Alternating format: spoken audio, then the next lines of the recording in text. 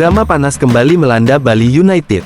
Setelah 6 laga berjalan di kompetisi Super League tahun 2025 sampai tahun 2026, performa Serdadu Tridatu justru menuai kritik pedas dari para supporter.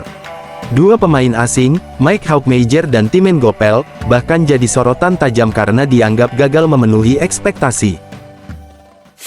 Bali United saat ini sedang berada di fase sulit pada kompetisi Super League tahun 2025 sampai tahun 2026. Alih-alih tampil garang seperti era Stefano Teco Cugura, skuad asuhan Johnny Johnson justru menuai banyak cibiran. Supporter merasa, meski permainan Bali United kini lebih atraktif, dominan, dan memanjakan mata, hasil yang diperoleh jauh dari kata memuaskan. Jika di era Teco permainan sering dianggap monoton karena banyak mengandalkan strategi, guling-guling, atau permainan aman, setidaknya kemenangan bisa lebih sering datang.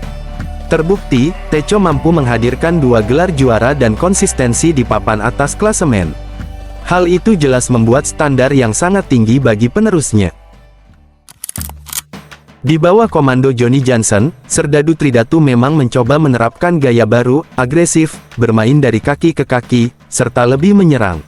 Sayangnya, semua itu tidak diiringi hasil maksimal. Catatan ini membuat Bali United tercecer di posisi ke-14 klasemen sementara. Kondisi tersebut memicu gelombang kritik deras dari supporter. Media sosial klub dipenuhi komentar pedas, bukan hanya menyasar pelatih, tetapi juga beberapa pemain asing yang dianggap gagal memberi dampak besar. Dua nama yang paling sering disebut adalah Mike Haukmeyer, kiper, dan Timen Gopel, penyerang sayap. Mike Haukmeyer memang tercatat sebagai kiper dengan jumlah penyelamatan terbanyak, yakni 19 save.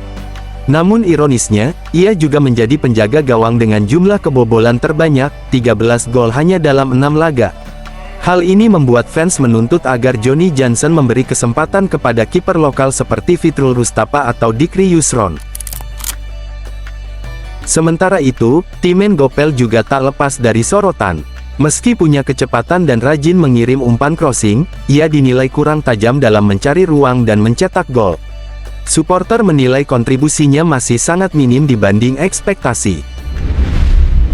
Meski kritik demi kritik mengalir deras, pelatih Johnny Johnson tetap menanggapinya dengan kepala dingin. Ia menekankan bahwa saat ini Bali United masih dalam masa transisi.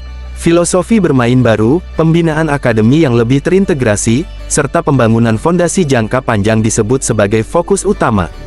Menurut Johnson, perjalanan menuju stabilitas memang butuh waktu, meskipun tekanan dari fans semakin besar agar Bali United segera bangkit. Kini, semua sorotan akan mengarah pada pertandingan pekan ke-7 melawan Semen Padang di Stadion Haji Agus Salim, Jumat tanggal 26 September. Dengan hanya mengoleksi 6 poin dan berada di peringkat 14, laga ini bisa menjadi titik balik penting bagi Bali United. Semen Padang sendiri juga dalam kondisi terpuruk, duduk di zona degradasi dengan 4 poin saja. Akankah kritik pedas dari supporter justru membangkitkan semangat Bali United untuk bangkit? Ataukah tekanan yang semakin besar membuat Serdadu Tridatu makin terpuruk di papan bawah?